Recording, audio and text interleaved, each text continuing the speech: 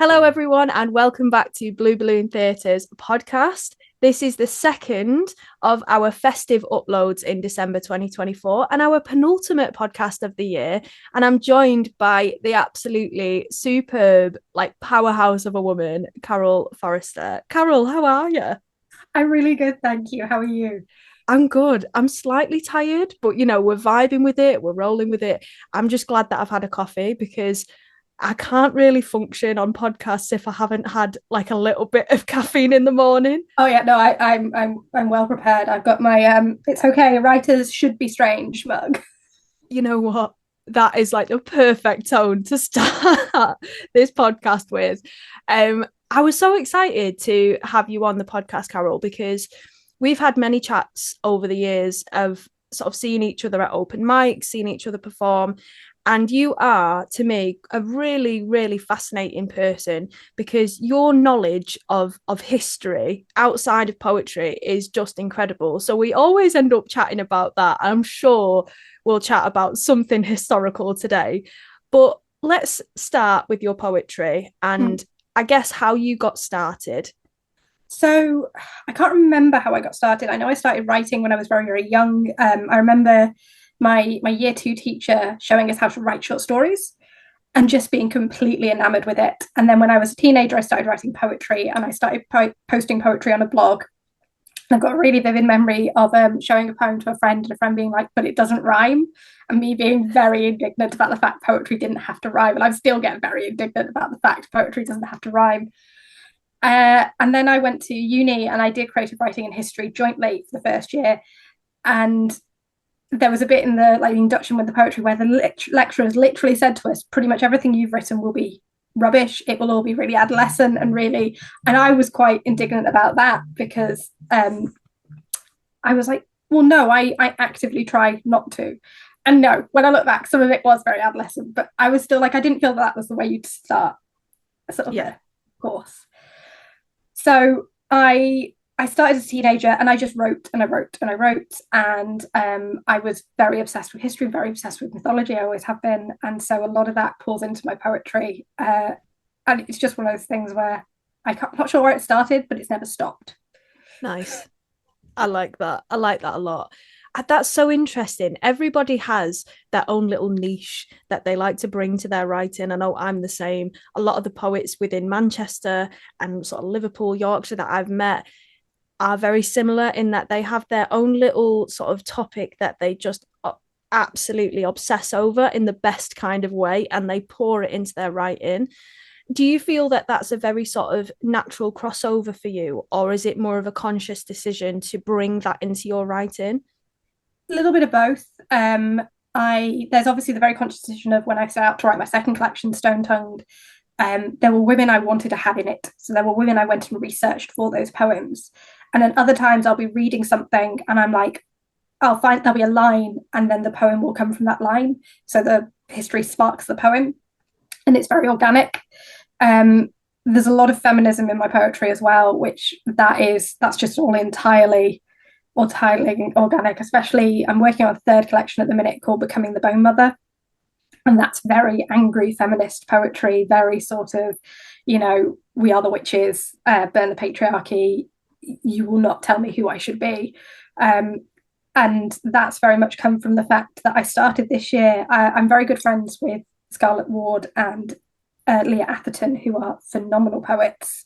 And Leah's published with Scarlett through Form Press, and they're just, I don't know if you've read Mycelium, which is her pamphlet that's just come out, brilliant poets. And we have a little group chat, and we started the year, I was like, this is going to be my year of writing bravely.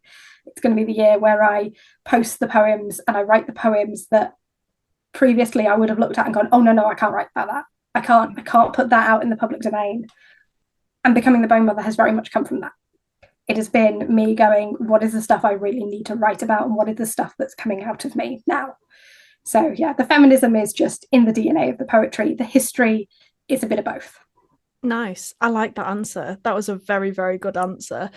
And you've kind of taken me nicely onto my next question, which is Stone Tongued. Let's chat about that because, first of all, before you even read the book, the cover is absolutely stunning. Oh, Sam smashed out of the park with that. Honestly, it gives you such a strong sense of what the book is going to be like. And it is such a stunning collection, Carol. Like, honestly, anyone listening, please, please, please go and get yourself a copy, because it is beautiful. And it's really interesting that you speak just there about putting the work out there that you feel you need to speak about and being brave about what you share. I think that's something that a lot of writers struggle with, would you say, in terms of being able to put sort of their what feels the most authentic to them out there into the world? Yeah, definitely. And there's a thing, especially with women writers, we can sometimes feel a bit put in the box if we start talking about women's issues. You know, and if we start writing stuff that's too domestic, let's say. And so we can feel like we're not allowed to write about personal stuff because we're going to be putting ourselves back in that box. And I think it's really important that we write what speaks to us. And also, I was chatting to someone who there's a lad who works at my local co-op, and I was chatting to him, and I was like, "Oh, so what did you do at uni?" He's like, "Oh, I did poetry," and he did it all 3 years. So he did creative writing, and he did poetry modules all through it. And I said, "Oh, do you still write?" He's like, "Oh, well, no, my stuff's not good enough. There's no point me writing it." And I was like, "No, you go home and you write poetry tonight." I said, "If you enjoy it and you get something out of writing it, you should be writing it." Yeah. And he was like, "That's really awesome. I really wish you were one of my lecturers." And I was like, "Just go home and write poetry." I'm not, but I'm sending you homework. Oh, I love that. I love that. That is so true, though. I think people forget that ultimately, you know, writing poetry or writing in any capacity is an outlet for us to let things go, to sort of see it on paper or on a screen if we're typing it away, and sort of go, oh, right, that's what's going on in my head. That's what I'm going through. And that can help us process in turn what is happening in our lives, or if it is internally, sometimes it can be like the innermost musings of our mind, and we might not share it with anybody, but just writing that out it's so therapeutic. So I'm so glad that you did that. That's so, we need a little bit more Carol energy in our lives. We just need a little Carol going, just put it out there, just write it. Do you know what I mean? Bursting out of boxes going, you need to write poetry now. Yeah, literally. Oh, amazing. So let's chat about your collection. I know I briefly touched on it before, but talk to us about the sort of themes within it and how you came to writing it, because I remember speaking to you, I think it was not long either before or after it had been released. And am I right in thinking it was probably the most close to you in terms of your books? Yeah, so there was also a bit of like Soul in the Blood came out in 2019. So there was also quite a bit of time between my previous collection, and you grow as a person. And so Stone Tongued was definitely one of the closest, but also Stone Tongued has in it poems, for example, that when the birth plan gets abandoned, which is a prose poem, and that is incredibly personal to me. It took me 2 years to write because it is about me giving birth to my daughter, and in it I am probably a bit too open about the entire process. Like there's no holds bars about me being going, no, this is everything that happened to me. Yeah. All the grim bits in what was going on. And I was also writing about women that I'd felt really close to at that point. And my degree is in history, and I've gone back and I've done my master's. I'm doing my master's now in history. But there was a lot of scope, I felt, in Stone Tongue for me to be personal about stuff without it being an entirely personal collection. And to talk about these women and to basically be like, look, history has all these women, and we have been angry for hundreds of years, and we have been shouting for hundreds of years, and just because you are not listening does not mean we do not exist. But yeah, it's one where I get to there were poems in there where I was sort of learning quite a lot of stuff about myself over the last few years, and that's starting to come through in some of the poems, and I'm starting to hint at stuff in some of the poems that now probably in my third collection is going to be a little bit more on the nose, but at that point it was very much baby steps, and I felt like when I published it I was like, this is the start of me really finding out who I am as a person. Oh, I love that. That is stunning. Like, that is such a lovely journey that you've been on, to be able to share that in such a brilliant way in this book. And it's lovely to hear about kind of how you've put that together, that narrative. It's something that we've spoken about quite a lot on this podcast, in terms of when somebody sets out to share their work in print, there's always some kind of narrative in their mind that they want to share. And it's a journey that they'll take the reader on. And, you know, it's like the order of poems in a book is so important. Like, I'm going to put it out there right now. If you are thinking of putting a book out there into the world, really think about the message you want to put across, and how you want each of those poems to be perceived, the one that goes before it, the one that goes after it. It all matters. And that's definitely the sort of vibe I got from your book, because such great care was taken in informing that narrative and that journey for the reader. That's amazing. It's wonderful to hear that you feel that you're sort of discovering more about yourself as you sort of share these sort of braver pieces as well.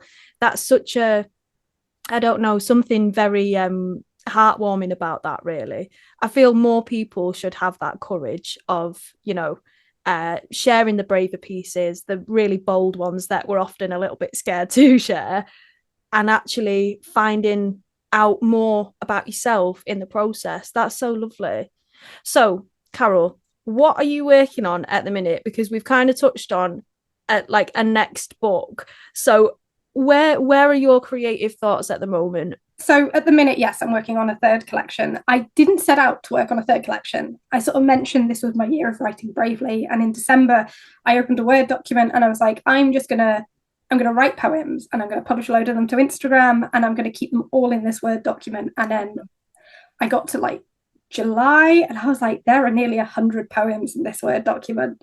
Oh my God. Yeah. And a lot of them were very similar themes. So there's a lot of sort of talk about, there's a couple of poems that talk about my contraceptive pill, and a couple of poems that talk about sort of feminism and different bits and bobs. And there's history poems in there, but probably not quite as many as the previous one.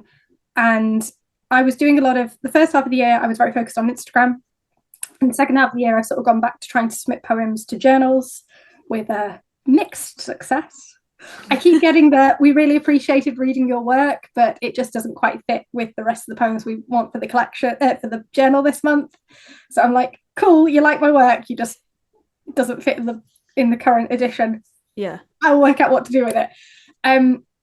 So yeah, I've been working on those, and I've got to mention Leah and Scarlett again, because they have just been such phenomenal supports. We like to say to each other that we all push each other to be braver with our writing, and we chat most days. Like, we have a little group chat that we call the Coven, and we talk about our writing processes and how we write poetry and our different sort of methodologies. And we've been talking about our collections and what we're currently working on. And so a lot of that has been, when I sit down to write, the poems which previously would have terrified me to write, and I would have been like, I don't think I can approach this poem and write it.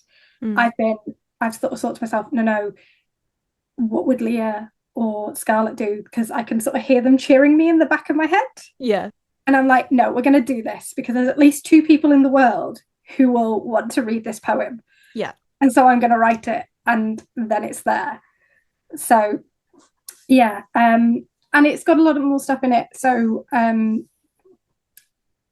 there's a few more touching on things. Like, I worked out I was bi just over a year or so ago, which was a really interesting thing to work out at 30, when you've been in a relationship for 10 years and you're married, and like your sexuality has never come up. And that was an interesting one. So there's a lot of poetry that's sort of where I've used poetry quite a bit to work out my feelings around that and where I stand in that and what that means for me, which at the minute doesn't mean a whole lot. I'm still happily married, still.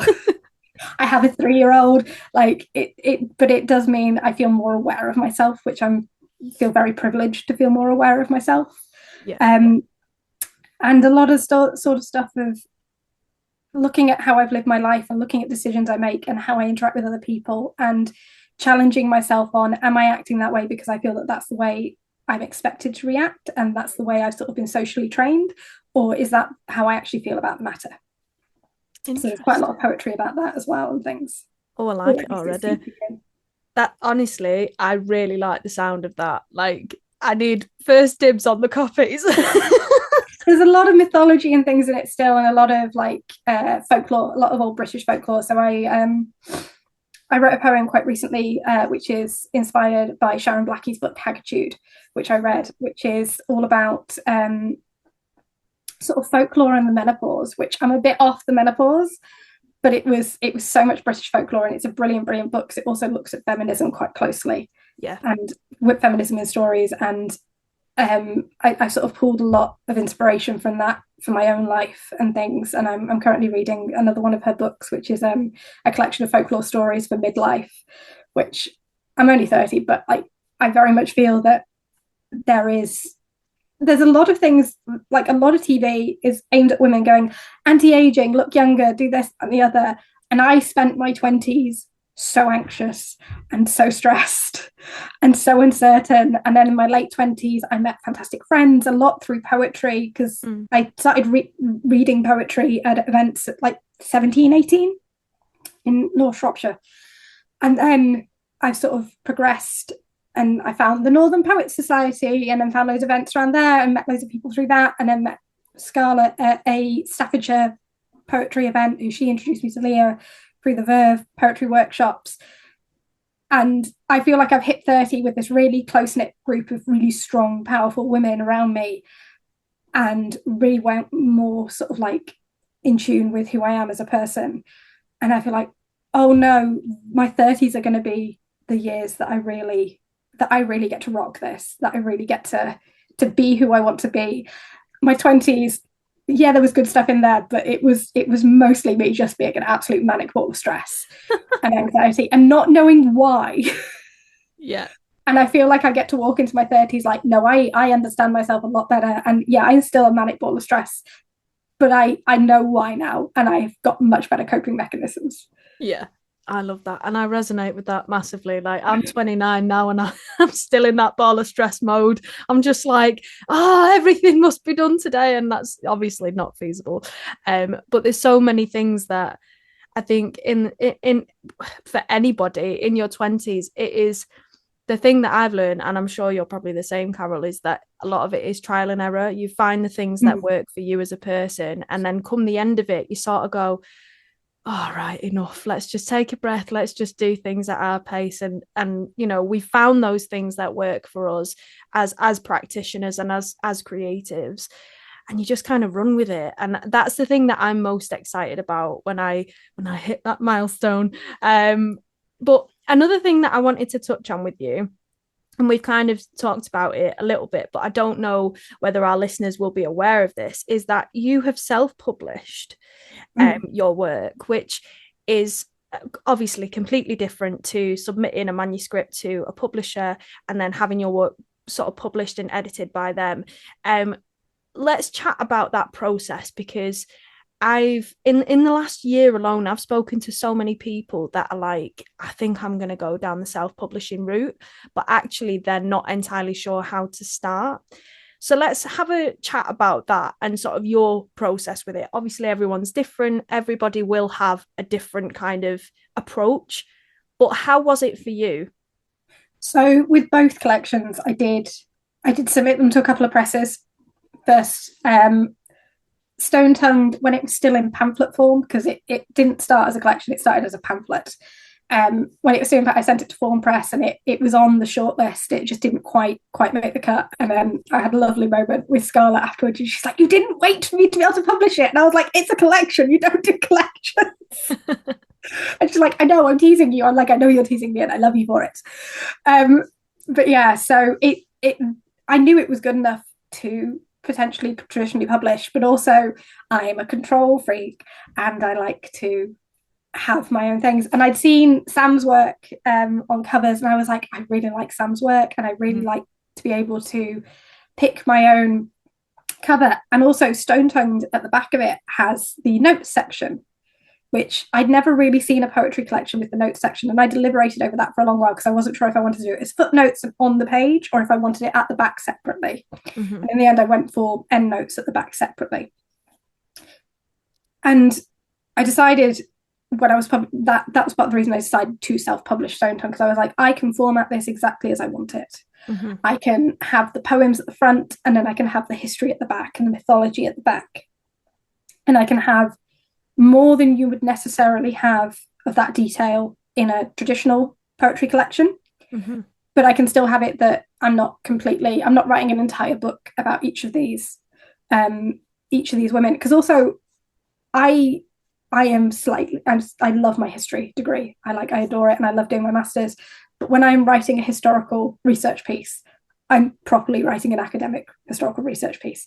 It needs to be properly referenced, and it needs to have a bibliography, and it needs to be completely and utterly within the realms of academia.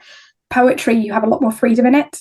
Mm-hmm. And there is an extent to which you can mix the two, and you can definitely use poetry to explore characters from history who you might not have enough solid grounding to go on. So Joanna Farrar's in there, who was involved in the Peasants' Revolt, and it frustrates me greatly. I read a book on the Peasants' Revolt a few years ago, and she is not mentioned. And she's there dragging the Lord Chancellor out of the Tower of London and helping to behead him, and the author's busy talking about John Ball drinking beer in front of the king. And I'm like, I feel like these two things do not weigh equally. Yeah. And you are talking about the way less interesting one. That just because crazy. It's them. So I was like, So if I was going to write a historical piece on that, I would want it to be fully footnoted, and it would not be dry, but it would be. But in a poem, I can be like, no, she's the one who was wielding the axe, and there's a strength in this, and then I can have the footnotes at the back saying, here is the historical bit this poem's based off, and you can go and research this further if you want to. You can go and find her. And I think I sort of always say when I do things, the point of Stone Tongued is, if you have women that you know of in your area that you've heard about sort of vaguely, who are stone-tongued women who have been forgotten or maligned or sort of misrepresented by history, go and find them. Go and find their history. And you make sure that they have their stories told. Because I can't do all of them. There's too many. I appreciate your honesty there, Carol. You can't do all of them. No. That's a really lovely sentiment, though. And I wholeheartedly agree with you. I've also gone completely off topic because it was no, it's completely valid though. And it's lovely to hear the inspiration behind sort of why you wanted to make that collection, because it's so important that those women are not forgotten.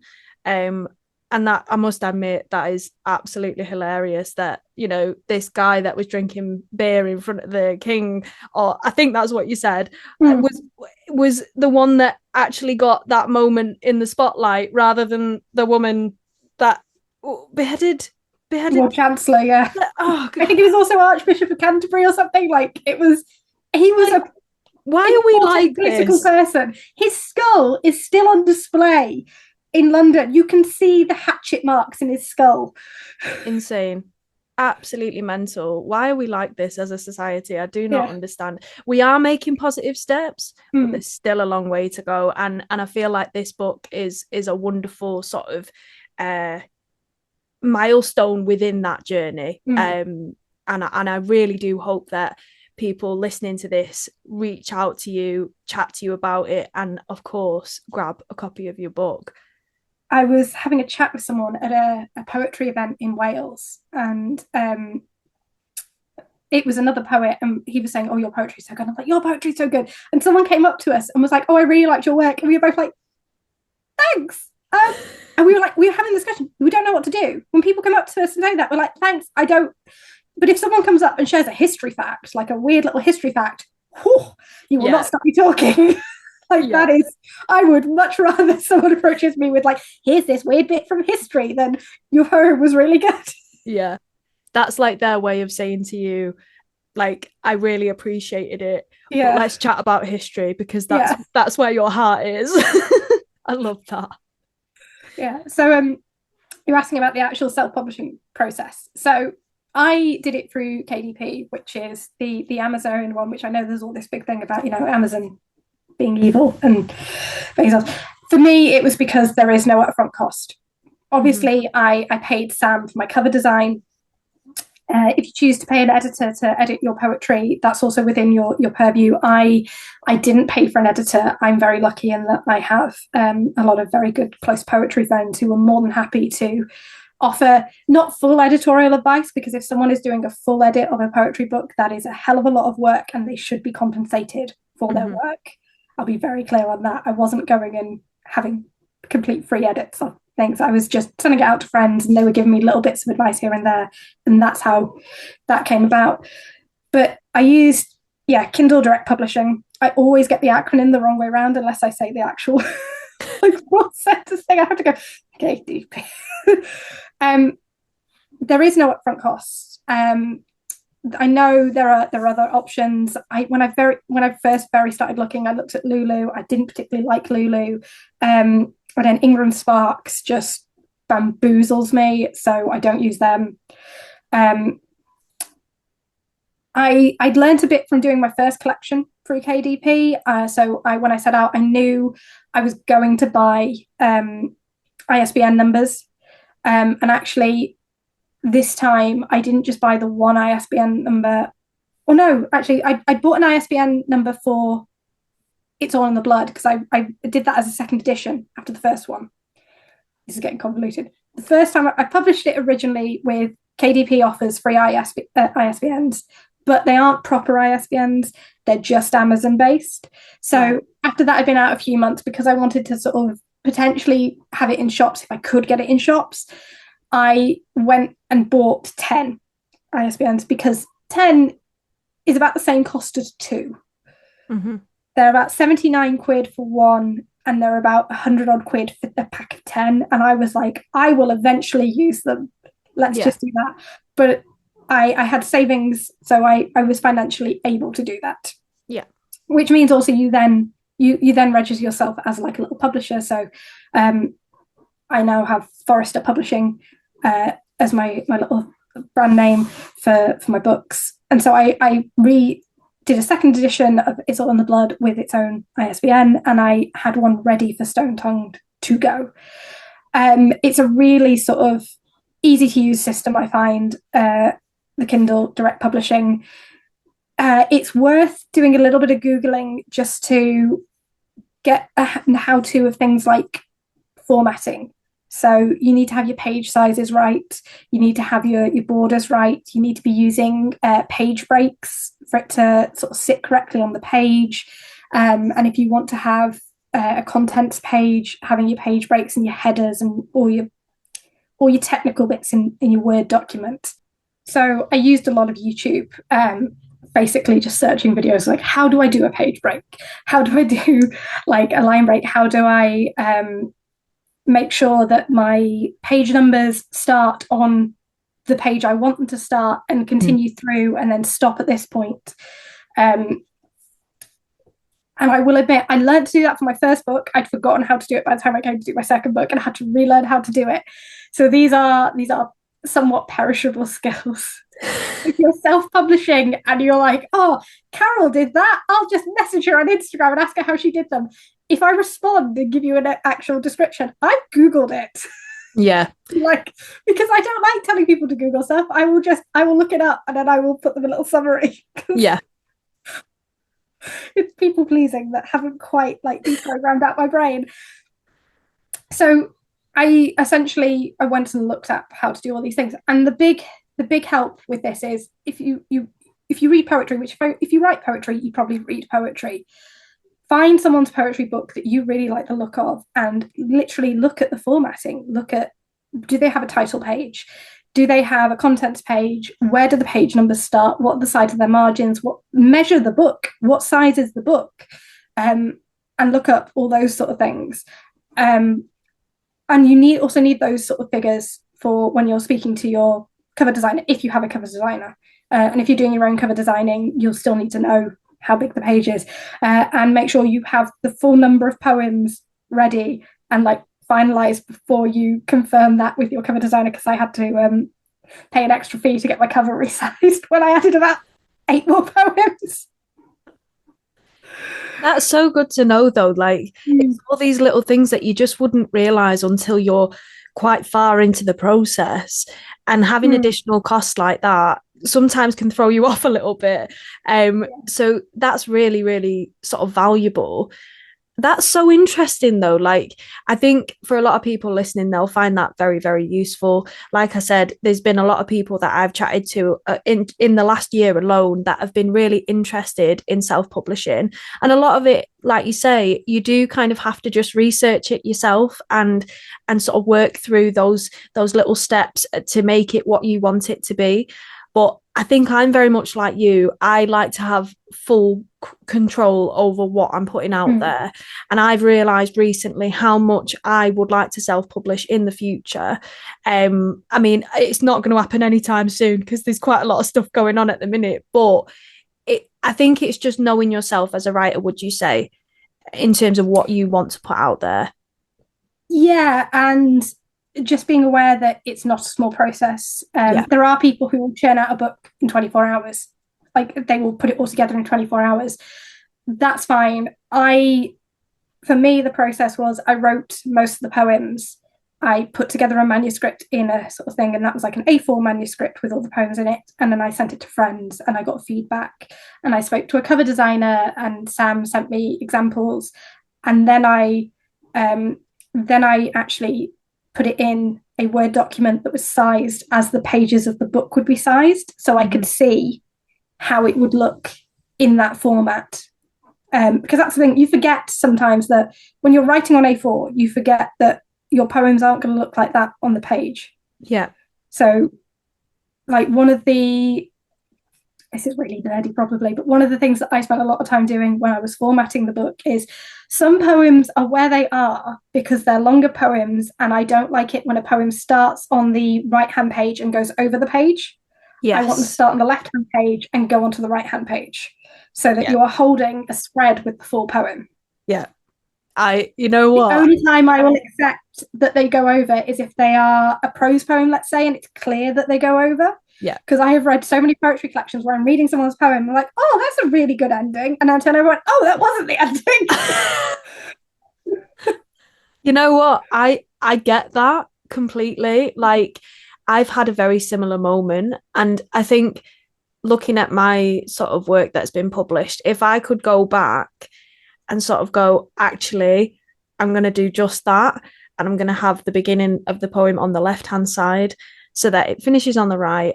And that's the full poem right there. I think I would do that in a number of instances, actually. I think there was a couple in my book, but I look at it and I go, well, that's something I can take away from that experience and move forwards with. And hopefully whatever I put out there next will be even more true to what I've imagined in my mind and the narrative that I want to share. That's really, you know what, we like the poetry nerdy stuff on here, Carol, we really do. But it's all these little things that really count for something. I think when you are self-publishing, if there's one thing that I've picked up from, like, as you've said today, and other people that have given me advice, it would be think about what it is that you want to share and how you want to do that. And I think, like you say, it doesn't have to be a quick process either. It can, it will take however many weeks, months potentially. But I think so long as you sort of manage it easily within your own time frame and you're not bombarding yourself with it too much too quickly, I think that's probably the best way to go about it. Because one thing that I learned at Lipper was if you want to make something good, don't rush. Just take your time with it, and when it's ready, you will feel it in yourself. You will feel that it's time. Do you know what I mean? Have you felt that with your work? So with Stone Tongue, it was a really tricky one because I was like, I could write poems about these women for years and not reach an end. I had to sort of reach a point where I was like, this collection is long enough now. If I add any more in, it's going to be a mammoth book. and I feel like this is a good collection as it is. I feel like this works as it is. And if I write more poems about women, I can always write another collection. Mm-hmm.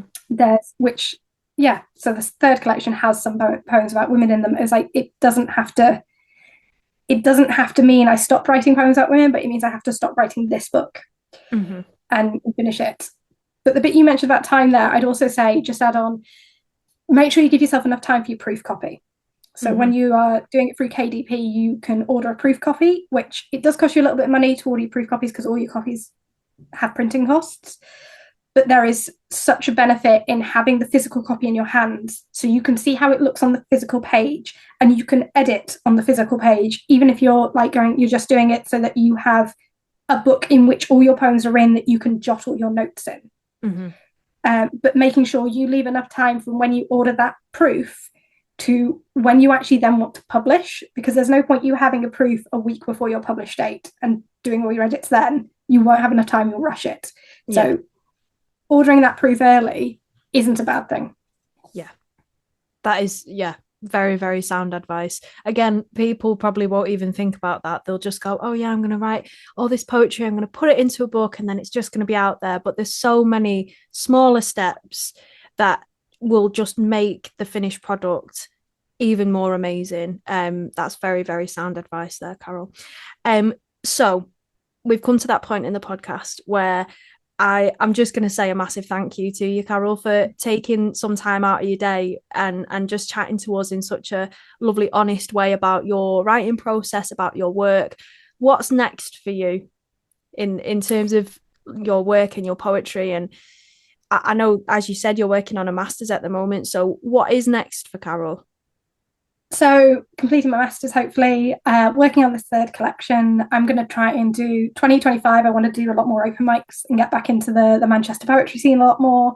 I did for Bose a couple of weeks back, an open mic slot, but only an open mic slot, just a little one. But it's a reminder of how much I love those, and also the fact that Manchester has been such a brilliant poetry community for me with having a daughter. As you well know, I quite regularly show up to open mics with my 3-year-old in tow. It's true. And we've seen other poets chasing her around like Clitheroe Castle while I've been on stage when she was trying to turn the pages in the book.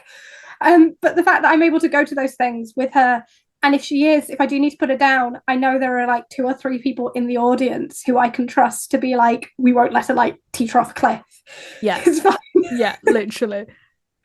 And the first time I took her to an event, I was petrified that someone was going to be like, you shouldn't bring a baby to a poetry event.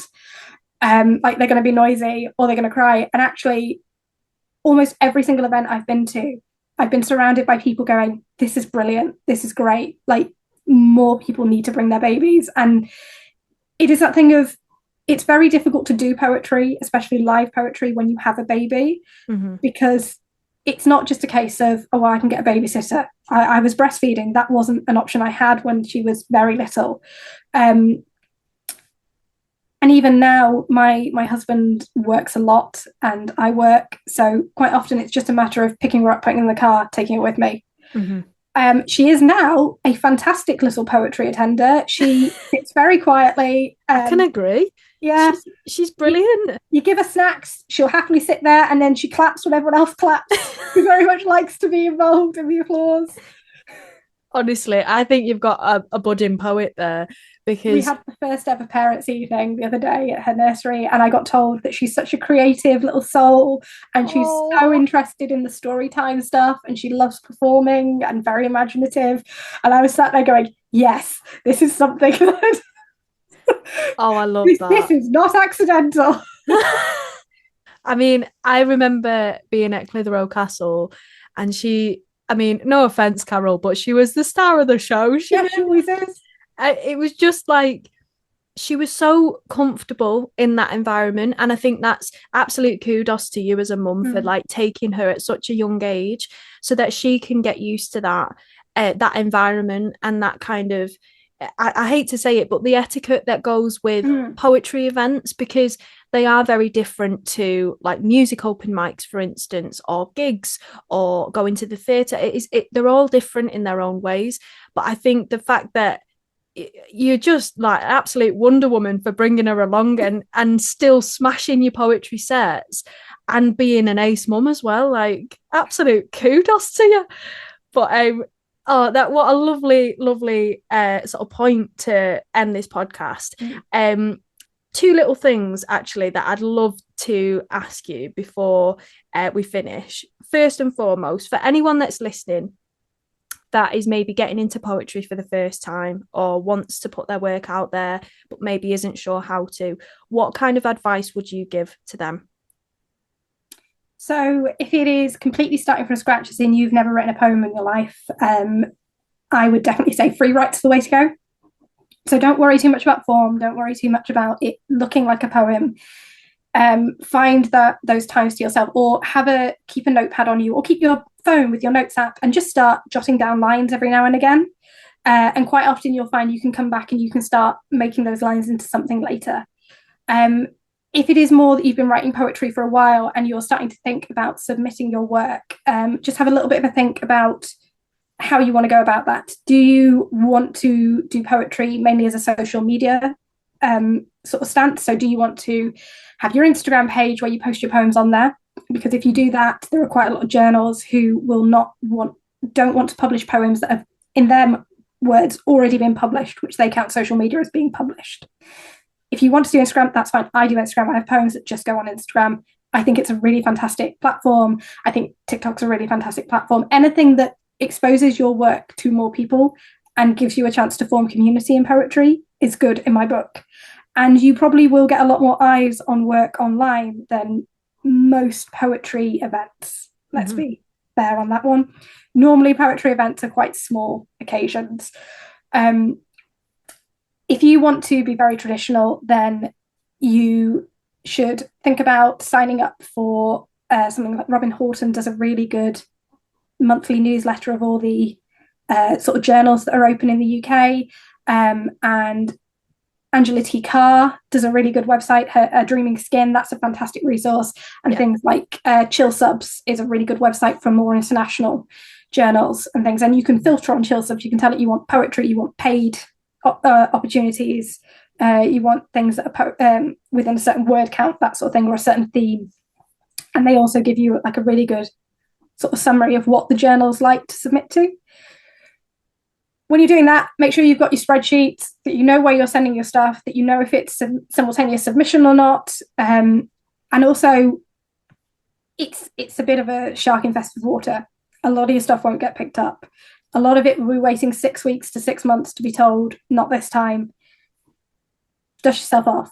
Redraft if you have to redraft, send the poem out somewhere else, or do something else with it. Just make sure that you are enjoying what you're doing and it is bringing you joy and that you are getting something out of it. Even if it's not a publication, you need to be getting something out of it. If it's making you miserable, adjust. Because you're not doing that to make yourself miserable. 100%.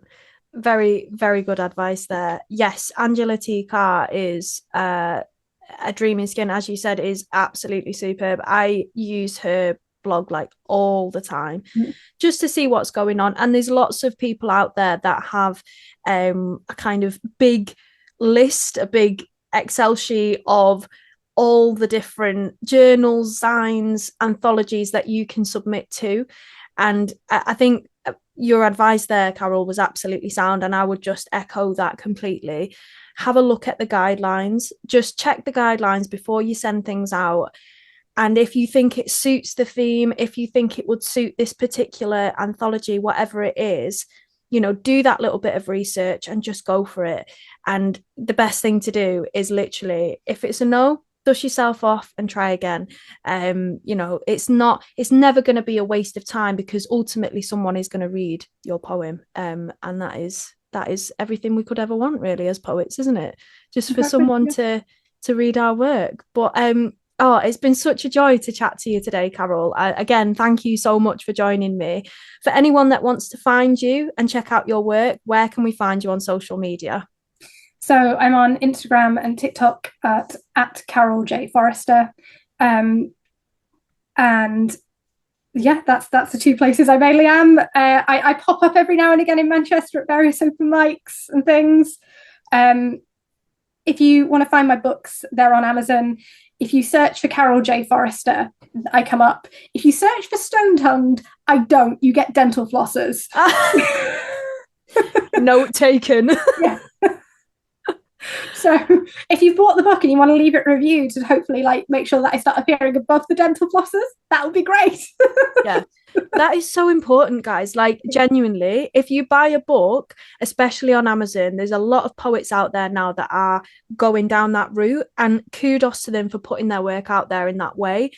Leave a review. It helps them tremendously, and more people, it will just drum up interest and more people will start to buy their books. So do support poets in that way if you can. Yeah, I think it's like 15 reviews before Amazon even starts to list you on any of the lists. Yeah, there you go. You heard it here first, guys. You've got the inside knowledge. That's really good to know. I actually didn't know that. I think it's that. Well, there we are. Honestly, so grateful to you, Carol. You've been thank you so much for inviting me. Yes, an absolute pleasure, and wishing you every success with Stone Tongued and your future collections. And yeah, just I admire you so much as a writer. I really do, and you're just an absolute powerhouse of a woman, and we appreciate that here at Blue Balloon. So thank you again. Thank you. I mean, you're phenomenal too. Like everything you do with Blue Balloon and your own writing, and like it's always such a pleasure whenever I run into you in Manchester at events because you're always so lovely. Oh. And yeah. Oh, bless you, you'll make me cry. Don't need to cry today. I've got a long day ahead. But thank you again, Carol. And thank you to everyone who's tuned in and listened. This has been our penultimate podcast for the year. Do tune in next week on Spotify and YouTube, where we'll have another fantastic guest, and it will be our final podcast of 2024. But in the meantime, enjoy the rest of your day. Go forth and embrace what today has to give you. Thank you again, Carol, and we'll see you guys next time.